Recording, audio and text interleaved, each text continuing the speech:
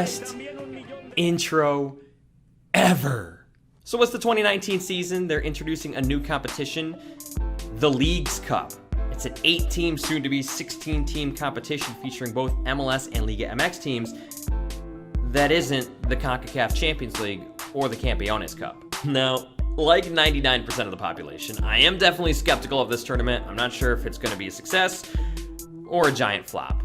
I mean, it does seem like a huge money grab to me, and I mean, talk about this being the first step to interleague play between MLS and Liga MX. Like,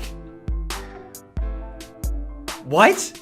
You're talking about combining MLS and Liga MX? Like, isn't getting our butts kicked every year during Champions League enough punishment? I mean, now we gotta suffer through this for the regular season as well?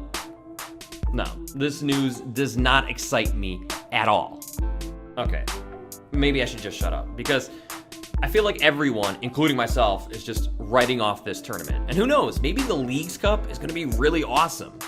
I mean, it is MLS versus Liga MX after all. Like, I don't care what competition that is, I'm gonna watch it.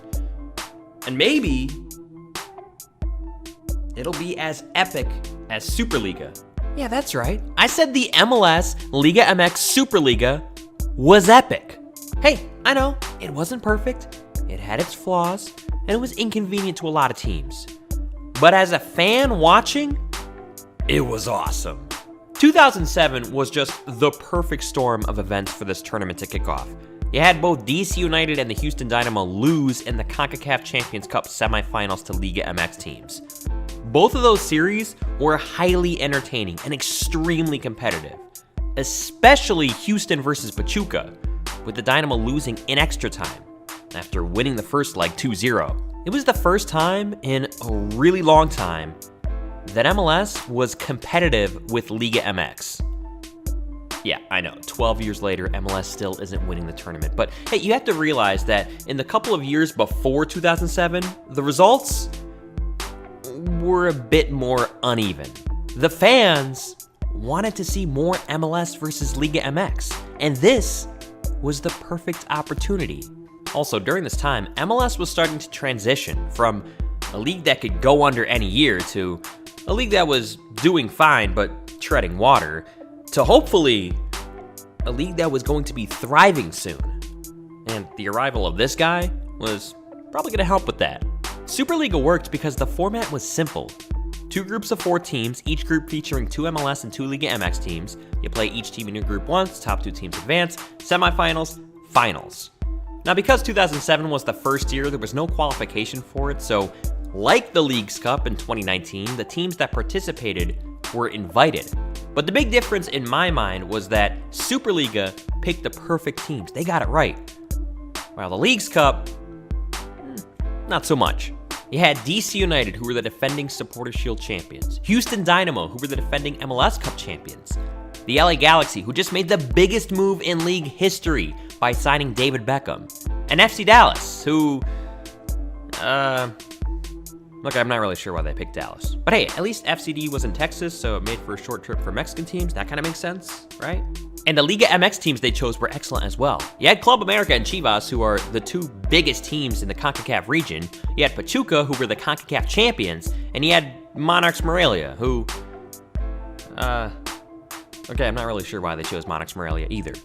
But this inaugural Superliga was amazing. Remember when Nate Jakwa and the Dynamo stunned Club America in Game 1? Remember when Dallas packed Pizza Hut Park to see David Beckham, only to find out Bex wasn't playing? Bet you like Beckham, that's good. Yeah, not seeing Beckham play would have definitely sucked, but hey, at least they got to see 11 goals that day. And how about the semis, when Beckham scored his first ever goal for the Galaxy with a signature free kick against DC? Oh, that's nice. You know, for how dominant Liga MX teams are over MLS in CONCACAF competition, it's gotta be said that MLS actually held its own in Superliga. 3 of the 4 semifinalists in this inaugural tournament were MLS teams. In fact, every year of this tournament would see at least 2 MLS teams in the semis and at least 1 in the final. Now, all of these games being played in the US certainly gave MLS an advantage, but even still. So the Galaxy topped DC in the one semifinal, and the other saw a rematch of the CONCACAF Champions Cup semifinal, Dynamo versus Pachuca. This is what the fans wanted to see. And it was crazy. 4 goals, 3 red cards, extra time. It was all tied up and heading to a PK shootout. And then MLS did what it always does in PK shootouts against Liga MX. Brian Ching rings it off the post, and Joseph Nguyen picks the absolute worst time in the world to try and be cheeky, and he misses his Panenka. Yeah, Pachuca once again knock off Houston, setting up a Galaxy versus Pachuca final. Then the worst possible thing happened to the Galaxy and to MLS, and it has nothing to do with the actual result of the game.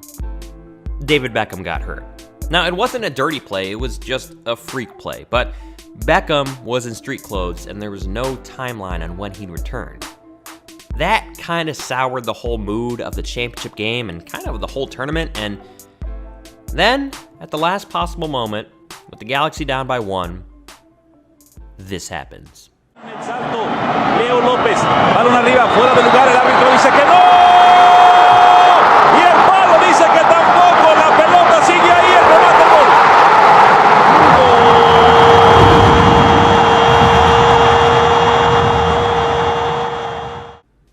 Are you kidding me? A bicycle kick to send the game into extra time. Oh my God! It doesn't matter what league, what tournament this is, that's drama. And that's what I call good TV. After no one scores in extra time, the championship goes to a PK shootout. And after Marvin Cabrera misses the 5th kick, the Galaxy can win it with their next kick. Now, if there's one guy in the field who want to take this, who is it? How about arguably the best player in U.S. men's national team history, and at the time, the best player in MLS history? How about the designated PK taker for both the U.S. men's national team and the Galaxy? Landon Donovan. I mean, come on. LD taking the last PK, that's it. This one's over. All the Galaxy needed is for Donovan to score PK. This is game over, baby.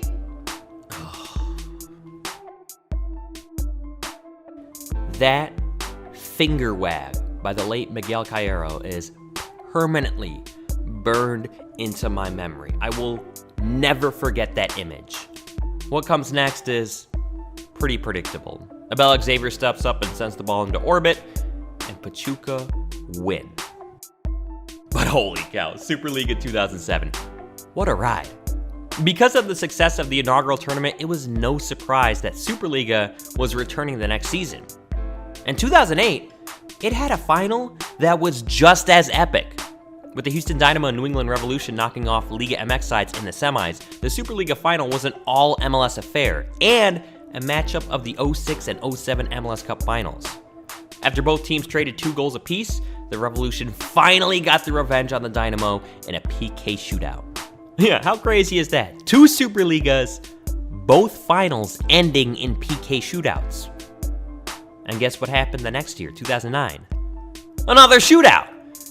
This time, Tigres topped my Chicago Fire. 2010 Superliga was the only final that didn't go into a PK shootout, with Monarchs Morelia coming out on top over the Revs, 2-1. And then Superliga was canceled. And honestly, it's not hard to see why. Okay, so 2007 was epic. I know, I already said that, but I'm going to say it again. The 2007 Superliga was epic. But in later editions, instead of just inviting random teams, you now had to qualify for Superliga. And that was based off previous season's results. Which makes sense. I mean, this is a tournament you should qualify for. The only issue with that is that you were going from David Beckham and the LA Galaxy to Chivas USA. Yeah, not quite as appetizing for fans. The attendance numbers and overall hype for 07 was pretty good, with the highest attendance being when the LA Galaxy played Chivas Guadalajara, which was around 37,000.